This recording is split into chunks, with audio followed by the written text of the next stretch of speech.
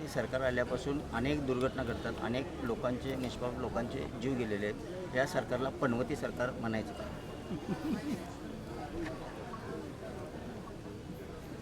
संजय राऊत जे बोलले, जसं बोलले तसं मला बोलणं शक्य नाही.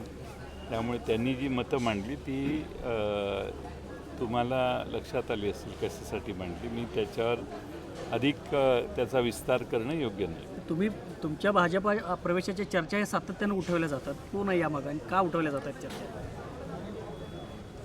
सारख्या चर्चा 8 दिवस तुम्हीच आहात सगळे त्याच्यामागे. नाही, पण 15 दिवस झाले की तुमची चर्चा होती की तुम्ही जाणार काही आहे. बातमी नसली की तेवढं 15-20 मिनिटं चालवायची. खरं काय आहे म्हणजे आता मी आहेच नाही, इथंच आहे मी. पक्षाचा माझ्या मेळावा घेतो. असं का करताय? साहेब, केंद्रात राज्यात सत्ता असून सुद्धा त्यांच्याकडे बहुमत असून सुद्धा जयंत पाटील साहेब आपल्याकडे द्यावं असं का वाटत इच्छा असेल त्यांना? सगळ्यांना वाटते.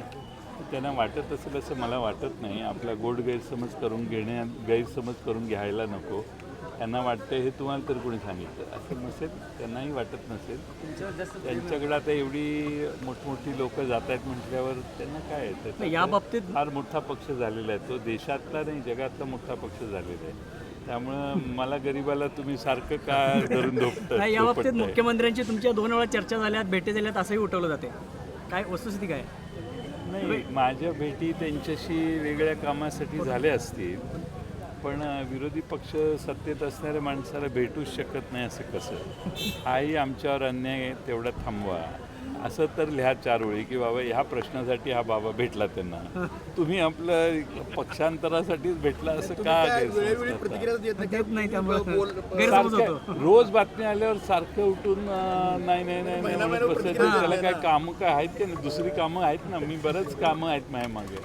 त्यामुळे तुम्ही बातमी चालवता तेवढीच मलाही प्रसिद्धी मिळते. माझंही चालतं बरंचसं. त्यामुळे काय नाही, राष्ट्रवादीचा मेळावा होता त्यावेळेला तुम्ही नव्या तरुणांना संधी दिली पाहिजे